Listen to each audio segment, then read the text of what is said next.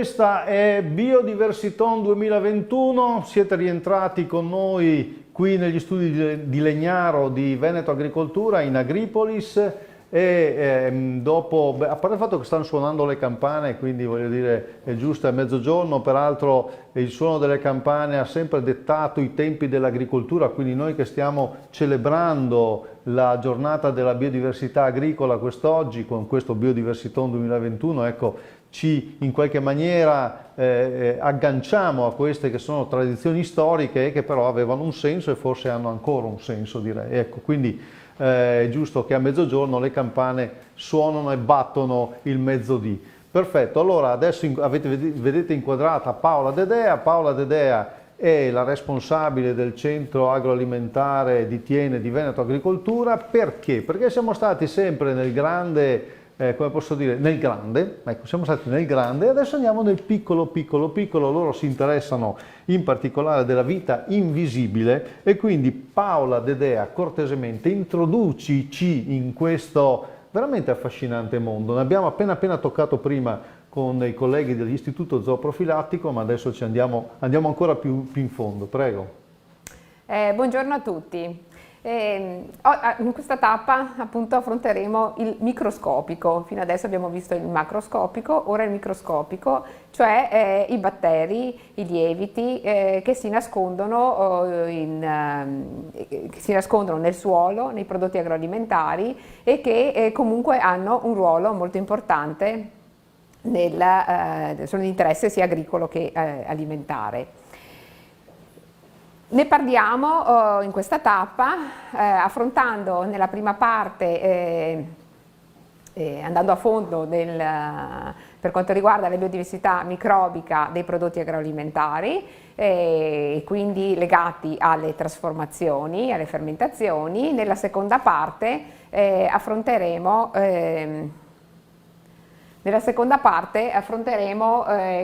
la parte che riguarda i microrganismi del suolo, che sono appunto anch'essi di interesse agrario, come appunto dice la legge di riferimento. In questa slide infatti l'ho scelta da come fonte le linee guida della biodiversità microbica di interesse per l'agricoltura e qui appunto vediamo un po' riassunto tutto quello che è il micromondo di cui parleremo, quindi la parte diciamo degli alimenti trasformati, e comunque i microrganismi vengono sempre dall'ambiente, dagli animali, dai vegetali, e quelli invece che stanno nascosti sottoterra nel terreno e di cui poi ci parlerà in maniera più approfondita il professor Squartini dell'Università di Padova, che ho intervistato, che oggi non poteva essere presente in diretta e quindi appunto c'è questa intervista che manderemo in onda successivamente. Quindi adesso tu ci fai vedere anche dove sono questi microbi, dove li troviamo. Peraltro la cosa ci preoccupa anche un po', si dice così, perché poi mangiamo tutti i giorni, tra le altre cose. Sì, però noi oggi parleremo solo di quelli buoni, di quelli utili, diciamo, no? Perché comunque anche la stessa legge della biodiversità, di tutela della biodiversità, si concentra, per quanto riguarda i microbi, sulla parte buona, sui microbi buoni, su quelli che sono utili per appunto diversi scopi, quindi per produrre alimenti fermentati e per rendere più fertile il suolo. E ecco, parto con il presentare questo lavoro, diciamo, di collezione che a Thiene facciamo da una trentina d'anni. Abbiamo iniziato nei primi anni 90 a raccogliere biodiversità dal territorio e siamo arrivati attualmente ad una collezione che conta 2100 ceppi già ben identificati e tipizzati e altrettanti almeno che ancora sono in fase di studio. Questa collezione diciamo, è stata costituita appunto nei laboratori di Thiene, mantenuta e viene continuamente integrata e anche continuamente studiata. Abbiamo acquisito il materiale da dove? L'abbiamo acquisito appunto dai prodotti, dal latte, dalle cagliate, dai formaggi freschi. ponendo particolare attenzione a quelle che sono le produzioni, i prodotti agroalimentari a denominazione di origine protetta. Quando abbiamo iniziato in realtà eravamo abbastanza degli innovatori perché al tempo diciamo ancora non si conoscevano a fondo, non c'erano insomma studi che riguardassero proprio specificatamente queste produzioni. E abbiamo isolato microrganismi dalla zona nell'areale di produzione dell'Asiago, nell'areale di produzione del Montasio, nel Piave, quindi diciamo zone di montagna e prealpina, la Casatella Trevigiana, il Grana Padano e il Monte Veronese. Per prodotti appunto tradizionali, ma anche non solo, anche per piccole produzioni locali. Perché le piccole produzioni locali potrebbero essere interessate dal lavoro che fate voi a Thiene? Certo, le piccole produzioni locali possono essere interessate perché comunque lo stesso lavoro che si fa per il grande si può fare anche per il piccolo e serve per dare valore alle piccole produzioni. Infatti abbiamo, poi dopo appunto presenteremo anche uno studio che abbiamo fatto proprio sulle piccole produzioni.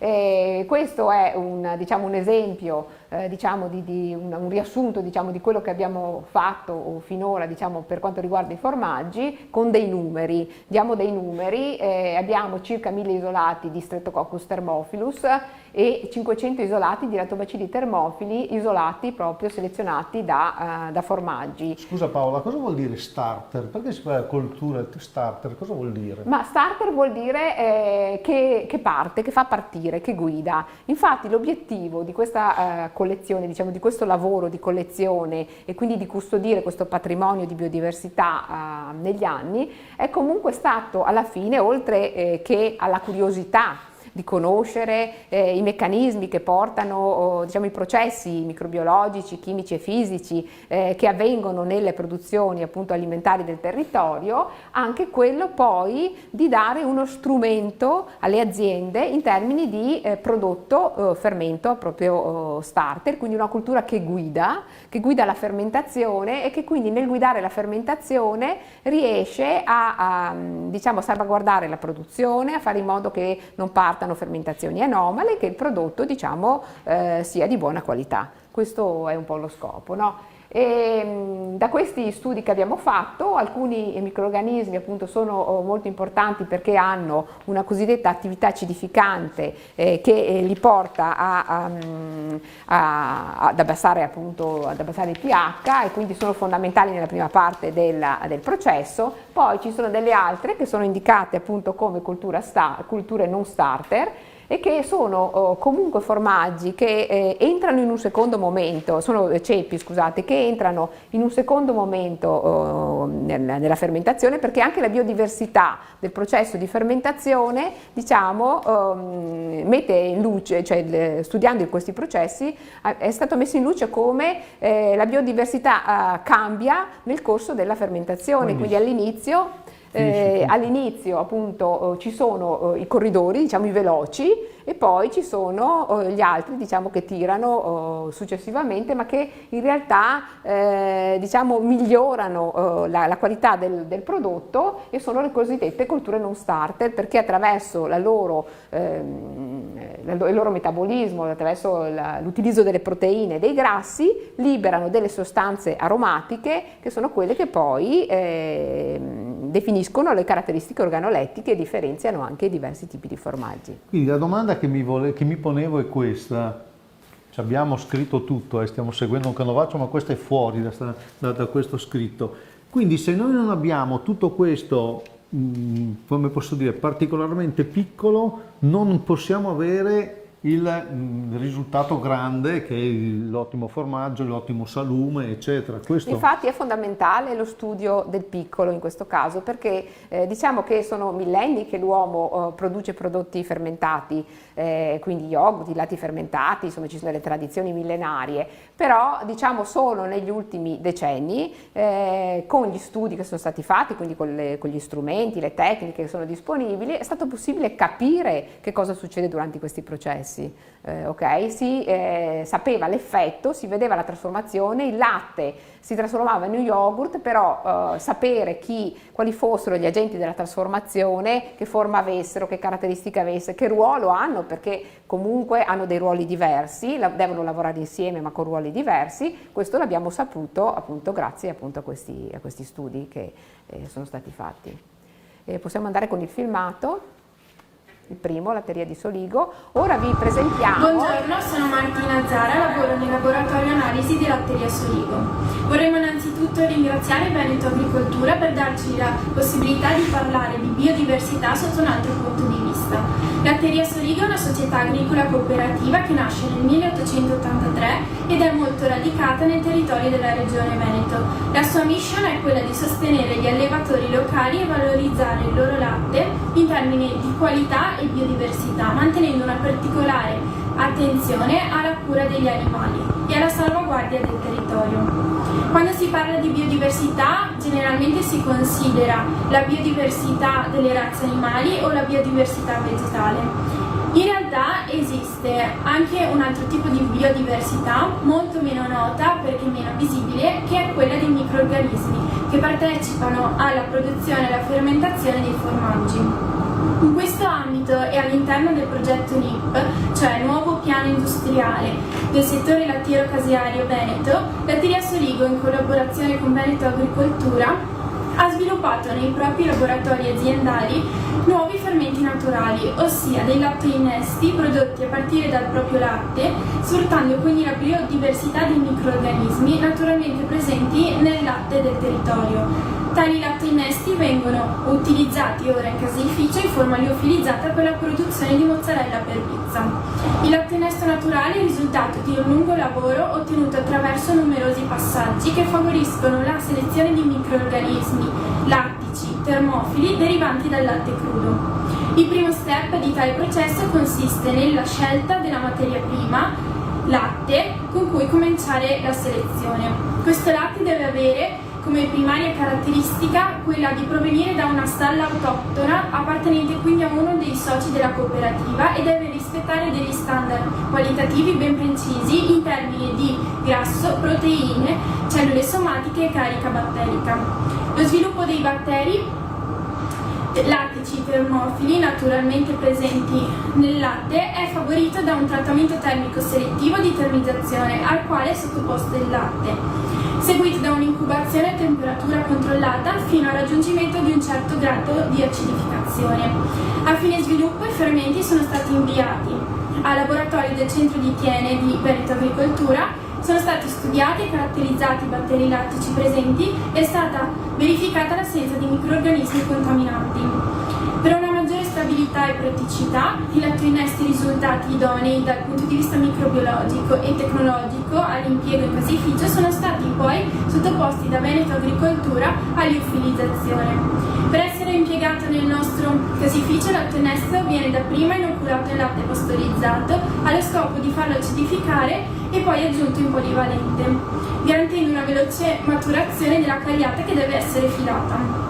Le analisi effettuate presso Veneto Agricoltura hanno evidenziato un'elevata presenza nei lattoinnesti di Streptococcus thermophilus e un'alta resistenza all'attacco dei fagi, che sono virus che attaccano i microrganismi che bloccano quindi l'attività fermentativa.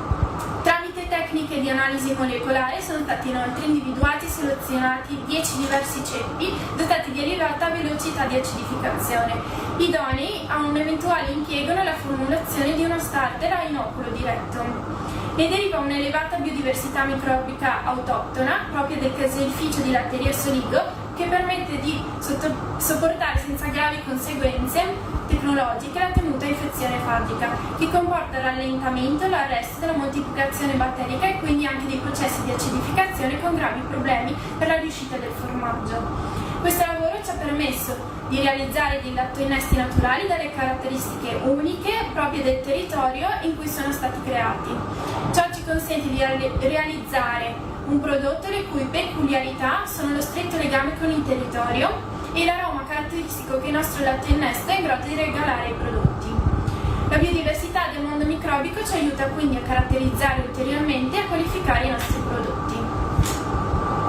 E io che pensavo che bastava acidificare il latte un po', eccetera, e veniva fuori il formaggio. Beh, si fa la mozzarella con l'acido citrico, però quella con i materi lattici è tutta un'altra cosa. È una cosa ben complessa e tra parentesi stavo pensando, l'avevamo detto prima, ma vorrei tornare sul tema, cioè io posso capire tutta questa organizzazione in grandi aziende lattiero-casearie che ci sono, però è le piccole produzioni che poi dopo, voglio dire, sono anche quelle che forse mantengono di più, ecco, il legame col territorio e con la tradizione. Come si fa?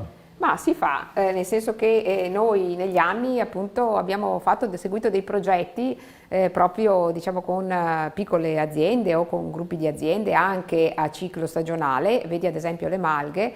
Abbiamo seguito un progetto nell'ambito di un Interreg Italia-Austria, il DIVERS, nel corso del quale negli anni 2012-2013 abbiamo selezionato dei microrganismi, siamo andati a prendere il latte nelle malghe e abbiamo selezionato dei microrganismi per mettere a punto proprio uno starter che attualmente vendiamo appunto alle malghe e che mantiene il legame col territorio anche per quanto riguarda la parte microbica. Questo l'abbiamo fatto per le malghe del Bellunese, l'abbiamo fatto anche, ci è stato chiesto anche al di fuori della regione, perché poi le competenze si possono spendere appunto, cioè spazio diciamo, no? Per riuscire ad applicarle.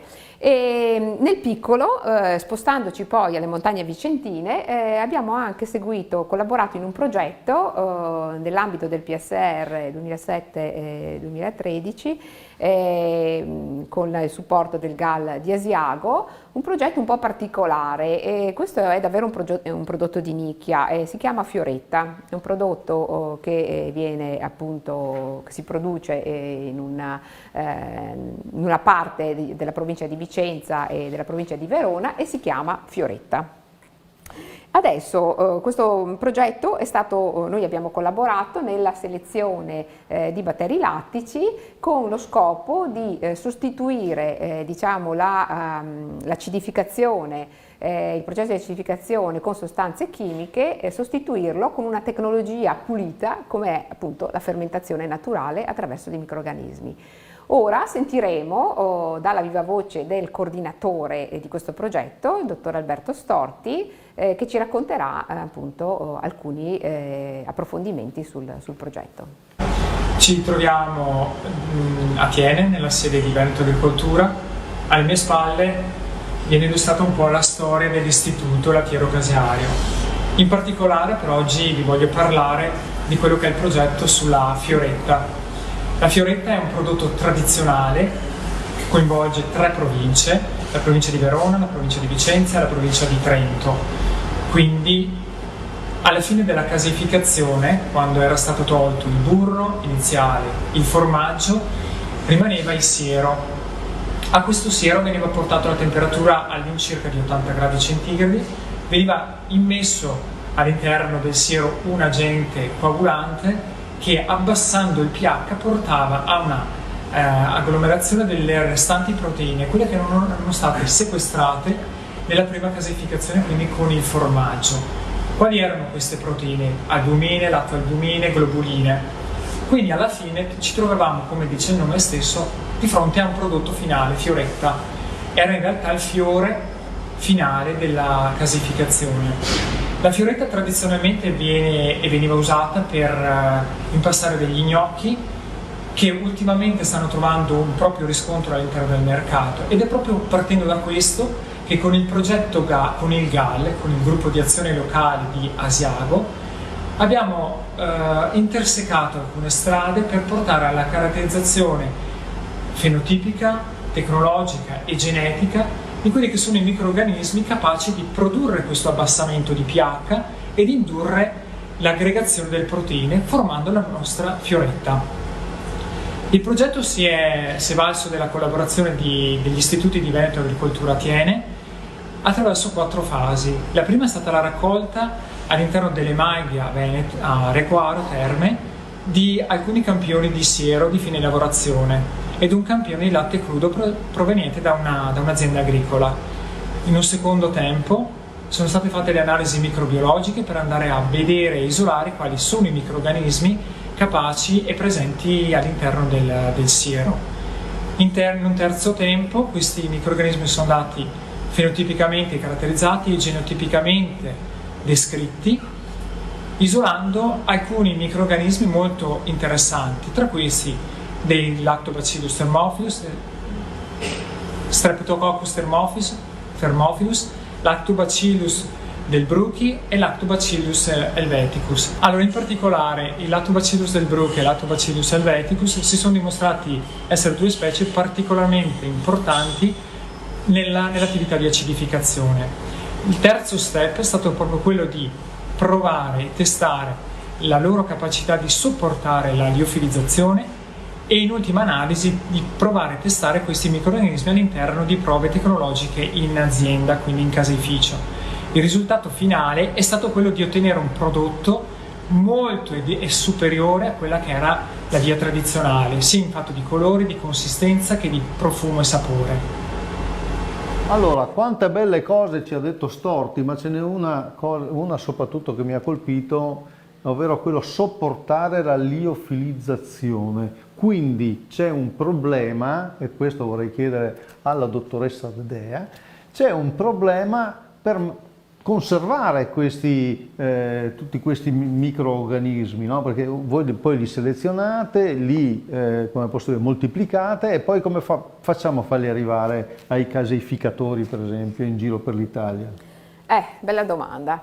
Diciamo che la cura comincia dall'inizio, da quando li abbiamo isolati, perché infatti li dobbiamo mantenere vivi e vitali, e questo lo facciamo mantenendoli a meno 80 gradi in un freezer apposito e anche in condizioni particolari. Vedete qui ci sono appunto dei contenitori che hanno delle sostanze che diciamo entrano nella membrana dei batteri e fanno in modo che nel momento in cui c'è il congelamento il batterio rimanga vivo e quindi i cristalli di ghiaccio non lo danneggino. Ma poi non basta, bisogna conservare ogni ceppo in doppia coppia, in modo tale che se una coppia per qualche motivo subisce dei danni ne abbiamo un'altra disponibile, e poi per i ceppi che sono veramente molto importanti anche una terza coppia in un luogo completamente diverso. Infatti abbiamo dei ceppi depositati in una collezione internazionale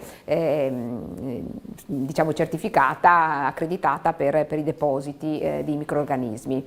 Il problema poi sussiste anche nella fase successiva, cioè nel momento in cui noi vogliamo restituire questa biodiversità, questi ceppi diciamo alle aziende, e questo lo facciamo attraverso un centro di produzione fermenti che li fa crescere e poi li deve dare in una forma che appunto siano appunto vitali, e diciamo, questa forma essiccata avviene attraverso un processo che si chiama liofilizzazione, cioè noi togliamo l'acqua e quello che ne deriva è una polvere secca.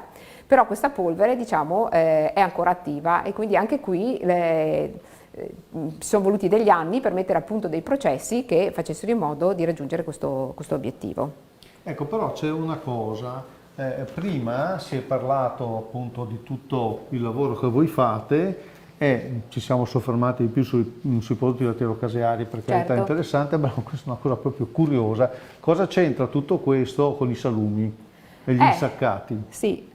C'entra anche con i salumi e gli insaccati, perché anche negli insaccati si possono utilizzare dei microrganismi, anzi si possono isolare, si possono trovare, nel senso che naturalmente anche il passaggio diciamo di trasformazione dalla carne tritata, impastata con sale, con spezie eccetera eccetera e diciamo messa nel budello, e quindi questa trasformazione a salame, a salume, avviene attraverso una fermentazione, cioè l'azione di microrganismi che sono batteri lattici e micrococcacei, stafilococchi, che anche in questo caso guidano la fermentazione acidificando e lavorando sulle proteine e sui grassi per sviluppare l'aroma. E quindi a questo punto diciamo, possiamo ascoltare la testimonianza di un piccolo produttore, la macelleria Regis Sperandio Renato,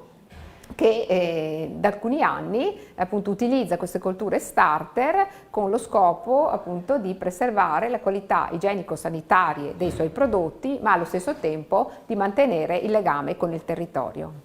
Buongiorno, oggi siamo nella macelleria di Villa di Borgo Valbelluna della famiglia Sperandio. Chiederemo al titolare Adriano sull'utilizzo dei fermenti lattici per la produzione degli insaccati. Buongiorno signor Adriano, la famiglia Sperandio da quanti anni gestisce la macelleria? La nostra macelleria è gestita dal 15 marzo del 1900, è stata sempre una conduzione e gestione familiare, che per fortuna adesso negli ultimi anni con l'avvento del figlio Renato siamo arrivati per fortuna alla quinta generazione, lavorando sempre di prodotti tipici locali della zona. Ecco, lei ha parlato di prodotti tipici locali. L'utilizzo dei fermenti lattici dei batteri nella produzione dei salumi nostrani, come mai? Essendo noi un piccolo negozio a livello di produzione familiare così, che privilegia le produzioni locali e cercando di agevolare il più possibile la produzione di alimenti naturali senza l'avvento della chimica nei limiti del possibile, ci siamo rivolti presso la BioAgro per trovare i fermenti in modo tale di favorire le buone fermentazioni e sfavorire le fermentazioni anomale che potrebbero dare problemi di sicurezza alimentare all'interno degli insaccati che già creano i problemi, per cui da parte nostra c'è stata un po' una ricerca di questi prodotti naturali locali con i certi prodotti locali proprio per avere un prodotto naturale il più possibile. Vai. Bene, ringraziamo anche il collega Daniele Slongo che ci ha aiutato in questa intervista. E ecco, giusto perché appunto prima Mimo ci chiedeva ma solo sui formaggi lavorate? No, lavoriamo anche per caratterizzare la biodiversità di altri prodotti diciamo di uso comune. Ad esempio noi siamo nella zona dei crauti e abbiamo fatto dei lavori appunto in cui abbiamo isolato microrganismi di lattobacilli, plantarum, sakei, quindi una biodiversità diversa rispetto a quella che andiamo a trovare in un formaggio. Ma poi non ci siamo fermati lì e siamo andati anche a valutare il processo di fermentazione degli impasti acidi, quelli utilizzati per la panificazione. Ad esempio anche nella zona dell'Alto Vicentino ci sono molti panifici che ancora hanno la tradizione di utilizzare una propria pasta acida, ma questa tradizione esiste anche in aziende molto più grosse ed è stato molto interessante per noi andare appunto a valutare questa biodiversità molto elevata che c'è in questi impasti. In particolare spesso si trova l'associazione batteri lieviti, vivono insieme in sinergia perché si danno una mano nel crescere. Infatti quando poi vengono isolati, talvolta diciamo i microrganismi che sono abituati a vivere in un ecosistema naturale fanno fatica a vivere da soli. Questo problema riguarda un po' tutti gli ecosistemi naturalmente e l'abbiamo visto anche per colture naturali di diversa tipologia, per cui a volte siamo riusciti a isolare e selezionare e conservare il ceppo singolo, a volte invece non siamo riusciti a farlo e allora in questo caso abbiamo conservato la coltura naturale in toto e anche questa è una grande ricchezza perché contiene una biodiversità enorme che andando a selezionare potremo anche rischiare di perdere una parte di questo patrimonio. A questo punto direi di chiudere la parte che riguarda la trasformazione dei prodotti alimentari e di passare alla seconda parte di cui avevo accennato all'inizio, e cioè quella relativa alla microbiologia del suolo, alla biodiversità del terreno dal punto di vista microbico. Perché dobbiamo fare questa cosa qui? Perché dal punto di vista l'interesse agrario è rivolto anche al microbiota del terreno e quindi abbiamo parola l'occasione. Difficile, spieghiamola per chi non lo sappia cos'è un microbiota, sembra come quasi ultimamente si un'offesa. parla molto di microbiota intestinale, analogamente anche l'ambiente del terreno ha una variabilità enorme di microrganismi, batteri, lieviti, che appunto noi non vediamo, che però sono presenti e tra l'altro, come sentiremo poi dalla voce del professor Squartini, lavorano anche in sinergia con le piante e quindi uno aiuta l'altro. Allora approfondiamo. Vediamo. Intervista del professor Squartini. Buongiorno, vi presento il professor Andrea Squartini docente di microbiologia ambientale dell'Università di Padova, con il quale andremo ad approfondire alcune questioni che riguardano la biodiversità microbica del suolo. Cominciamo chiedendogli che cos'è il microbiota del terreno di cui si sente parlare. Bene, intanto grazie dell'invito e buongiorno a tutti. Il microbiota è l'insieme dei microrganismi che vivono in quell'ambiente, quindi il microbiota del suolo comprende una serie di forme di vita che definiamo piccole dal punto di vista delle dimensioni e che comprendono batteri, funghi, anche se per funghi siamo abituati a qualcosa che immaginiamo più grande, ma quelli sono soltanto i corpi fruttiferi di certe specie di funghi che raccogliamo perché sono anche mangerecci. I funghi sono molto più estesi dal punto di vista della sistematica, delle forme di vita, ma le loro dimensioni tipiche sono microscopiche, quindi un po' come le muffe che noi vediamo sui muri, anche quelli sono funghi, ma anche i lieviti con cui facciamo molte tecnologie alimentari, anche quelli sono un tipo di funghi capaci di vivere con le cellule staccate. E poi ci sono i protozoi, ci sono alghe, anche se il suolo è oscuro nella parte più profonda, in superficie possono vivere diverse alghe che sono sempre microorganismi, organismi fatti di cellule che possono sopravvivere anche staccate. Bene, ma si può misurare questa biodiversità del suolo? Sì, si può cercare di misurarla con metodi classici come quello del far crescere colonie a partire da singole cellule. Questa è stata un po' la microbiologia da quando è noto che esistano i microrganismi, cioè in effetti non moltissimo tempo fa, quindi a metà del 1600 i primi microbiologi con microscopi dimostrarono che esistevano forme di vita di quelle dimensioni. E successivamente la microbiologia è stata quella legata alle colture microbiche, soprattutto a quelle su mezzi solidi, quindi mezzi addizionati di gelatina contenenti nutrienti, sui quali si poteva ottenere lo sviluppo di colonie. Colonie, ovvero il risultato della crescita di moltissime cellule che possono anche partire da una sola. La singola cellula non la vediamo, la colonia fatta di milioni di cellule derivate dalla moltiplicazione di quella unica iniziale è qualcosa che può raggiungere dimensioni anche dei millimetri o dei centimetri, che quindi chiaramente vediamo.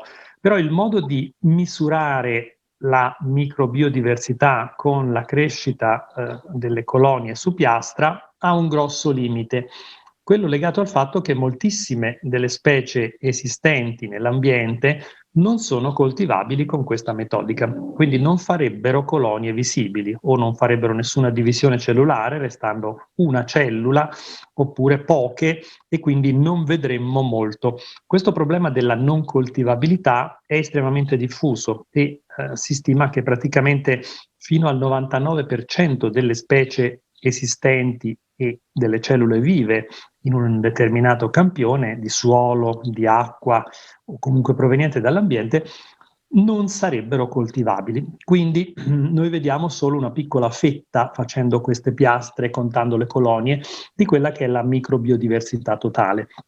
E per misurarla utilizziamo metodi molecolari, più modernamente, cioè basati sulla lettura degli acidi nucleici, come il DNA, che ci dà una testimonianza di quanto ricca e complessa sia la comunità del suolo. Certo, questo problema della non coltivabilità riguarda effettivamente anche microrganismi che crescono negli alimenti, soprattutto nelle colture naturali, tipo sierinnesti e latinnesti, c'è questo problema talvolta di non riuscire, molto spesso anzi, a evidenziare, diciamo, in laboratorio, a estrarre, diciamo, tutti i ceppi che lo compongono. Quindi è un problema che riguarda effettivamente i microrganismi, insomma, abituati a vivere in comunità e quindi ad aiutarsi uno con l'altro, e probabilmente quando sono da soli non riescono più a sopravvivere. Bene, che ruolo svolgono i microrganismi nel terreno? Allora, dobbiamo vederli come dei professionisti di un ambiente in cui si svolgono molte azioni che globalmente danno luogo a quello che possiamo chiamare servizi ecosistemici. Per fare un paragone con la nostra società umana, è come andare a leggere il libro delle pagine gialle, cioè quello che ci dice quanti e quali professionisti, artigiani, capaci di fare operazioni che sono importanti per il funzionamento dell'intera città, noi troviamo in quell'ambiente. Quindi quando parlavo di quantificare la diversità del suolo, andare a conoscere le specie, la cosa più importante è proprio conoscere la biodiversità funzionale, cioè quella di chi faccia che cosa. E il paragone è con gli artigiani di cui parlavo prima, quindi a me interessa sapere nel mio terreno quante specie diverse che sappiano fare una certa operazione importante per l'ambiente io posso avere, perché se ne avessi una sola sarei a rischio. L'esempio è quello di un servizio, mettiamo l'azotofissazione oppure la solubilizzazione del fosforo per la nutrizione di microrganismi e piante, oppure la capacità di chelare il ferro con dei composti che lo rendano solubile e quindi assorbibile dai microrganismi e dalle piante stesse. Sono tutte professioni che richiedono l'importanza di una ridondanza funzionale, ovvero che ci sia almeno più di una specie che sappia fare quella operazione, perché è come se io nelle pagine gialle nella mia città avessi un solo idraulico, il giorno che quell'idraulico è malato non possono essere aggiustati i bagni o quello che sia il suo compito, e questo in un terreno vorrebbe dire che se ho rimasto solo un esempio, una sola specie che sa fare l'azotofissazione o le interazioni con le piante per nutrirle o qualunque sia il servizio, quando quella specie venga estinta o qualche impatto ambientale comunque porti a una sua forte riduzione, allora quel servizio si interrompe. Mentre se ce ne sono tante altre, diverse dal punto di vista tassonomico, ma capaci di fare la stessa operazione, quindi appartenenti a una corporazione che svolge lo stesso tipo di mestiere, possiamo dire, allora posso contare su tutte le altre. Quindi la biodiversità più importante è proprio quella funzionale, non quella assoluta. Bene. Negli studi svolti finora si è trovato riscontro di una particolare correlazione tra specie, diciamo, di vegetale e specie di microrganismi?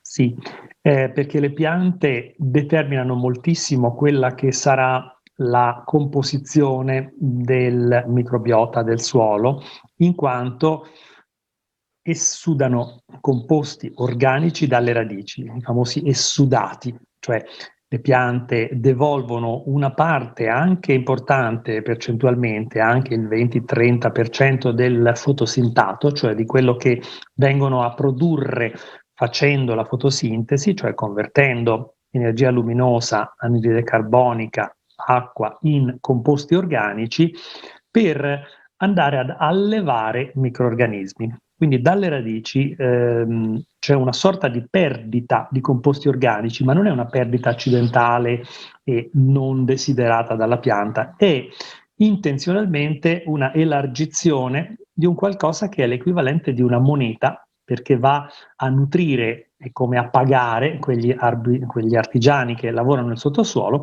che in cambio potranno svolgere funzioni importanti per la pianta.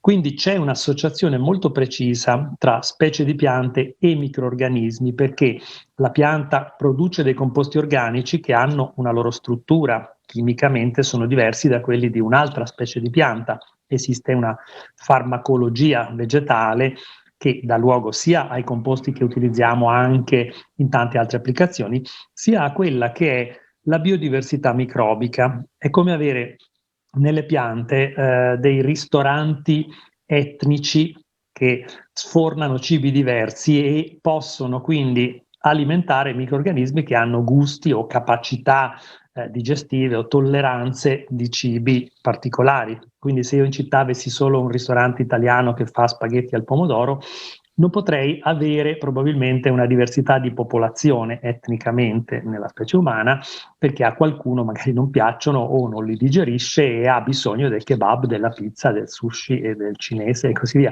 Quindi le piante nella loro biodiversità permettono di mantenere altrettanta e ancor più diversità di microrganismi. Parliamo di migliaia di specie di batteri nel suolo e di centinaia di specie di funghi. E quindi intorno a una certa pianta andranno a proliferare certe precise specie microbiche e se la composizione dal punto di vista vegetale di una prateria, di un ambiente misto, ma anche di una coltura agraria, perché noi possiamo consociare diverse specie di piante oppure affiancare alla nostra coltura da reddito le colture di copertura che servono proprio ad alimentare i microrganismi e la sostanza organica del suolo, e questo farà sì che si crei una composizione ricca di specie microbiche. Se invece c'è una monocoltura o una pianta sola di un certo tipo anche in ambienti naturali, si tende a una specificità e quindi esiste la genericità di ospite e la specificità di ospite, nel senso che certe piante possono allevare molte specie microbiche, altre intrattengono rapporti specifici con poche specie e questo ha un grosso impatto sulla microbiodiversità del suolo e dell'ambiente. Certo.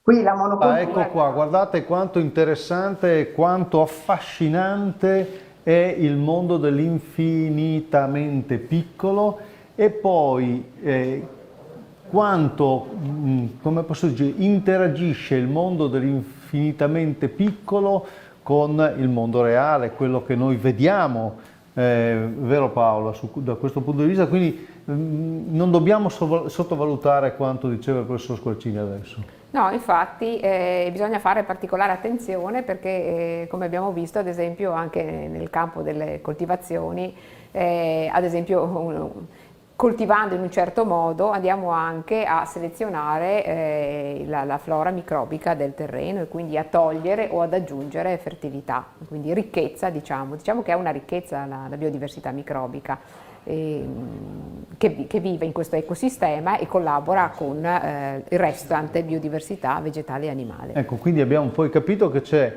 anche una grande relazione tra la biodiversità agraria, quella di cui, come posso dire, facilmente ecco, vediamo, alla quale pensiamo, ecco invece questo mondo chiuso nel suo alveo invisibile è però fondamentale. Sì, però è fondamentale perché ha un ruolo, come abbiamo un po' spiegato oggi, di rilievo, diciamo di notevole rilievo.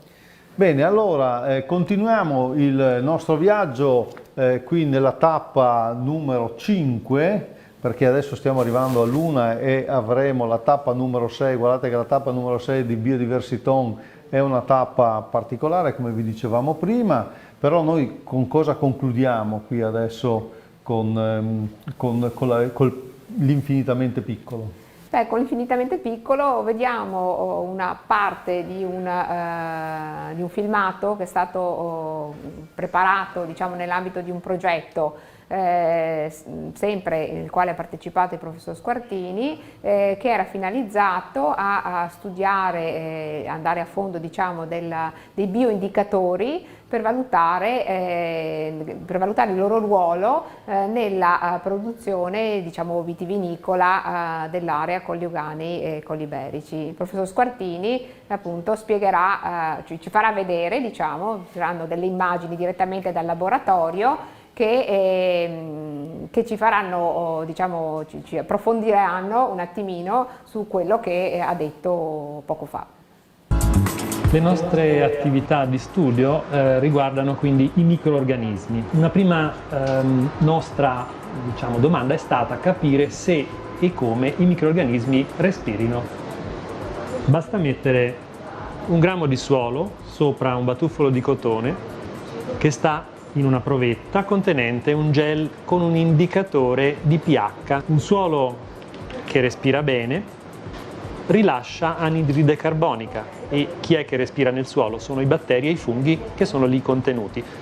Questo colore rosso, la scala del pH me lo dice, è un sintomo di respirazione anche molto forte perché ha acidificato il mezzo in una maniera molto incisiva. Quindi questi batteri stanno respirando bene. Una seconda attività che direi molto biologica è quella di mangiare. Qui vedete un colore giallo intenso. Abbiamo messo un composto che si chiama fluoresceina diacetato e se viene digerito in parte dai microrganismi rilascia un colore giallo. Quindi stiamo osservando che questi microrganismi hanno fame e stanno mangiando con una velocità che possiamo misurare e paragonare anche a quella di altri suoli. Un altro metodo è vedere se e come i microrganismi lavorano. Il lavoro lo misuriamo con questo strumento. Ci serve per vedere se i microrganismi hanno attività cellulosolitica, il lavoro di degradazione della sostanza organica, come quella che nelle foglie, nel legno o nella paglia ricade sul terreno ogni anno e deve essere trasformata. Il filo è tenuto in trazione da una molla e quando i microrganismi hanno lavorato avranno indebolito il filo e questo si romperà e scattando colpisce questo piccolo interruttore. Tutta la parte elettronica che qui vedete serve solo a registrare quando è avvenuto lo scatto. Quindi ho un reporter di attività nel sottosuolo.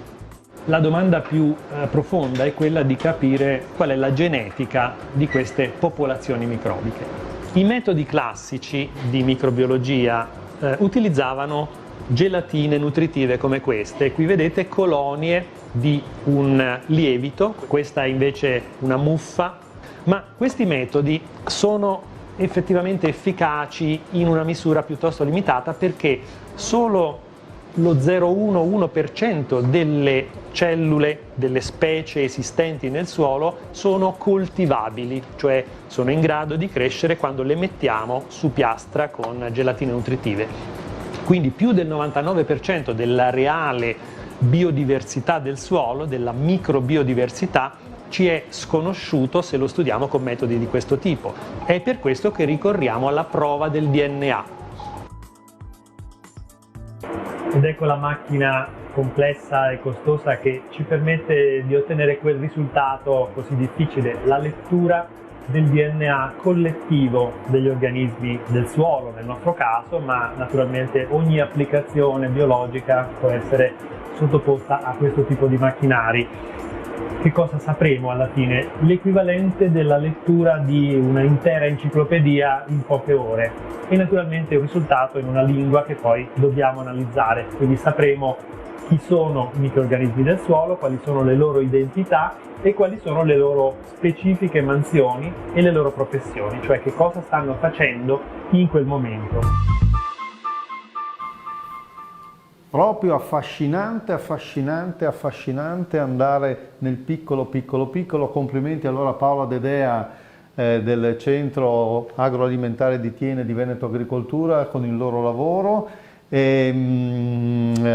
Volevo solo capire in chiusura velocemente, ecco, che cosa ci possiamo ancora aspettare? Facciamo un piccolo sguardo al futuro per quanto riguarda questa attività. Beh, diciamo che quello che possiamo fare è continuare comunque in questa attività e utilizzare i frutti di questo lavoro anche per sviluppare prodotti innovativi. Perfetto, allora grazie a Paola Dedea, noi chiudiamo questa ora, sono le 12:54, quindi voglio dire siamo in perfetto orario per arrivare alle 13, vi ricordo che alle 13, allora a un certo punto qualche minuto prima delle 13 interrompiamo Facebook, poi alle 13 in punto ci troviamo di nuovo assieme per fare l'ultima parte che è dedicata alle comunità del cibo, è dedicata al cibo, qui la trasformazione del cibo, quindi avremo lo chef con noi e anche il sommelier, e poi alle api, chiuderemo con la giornata mondiale delle api. Quindi vediamo questo interessante video e poi dopo ci rivediamo alle 13 in punto con la sesta ora di Biodiversiton. Grazie a Paola Dedea. Grazie a tutti.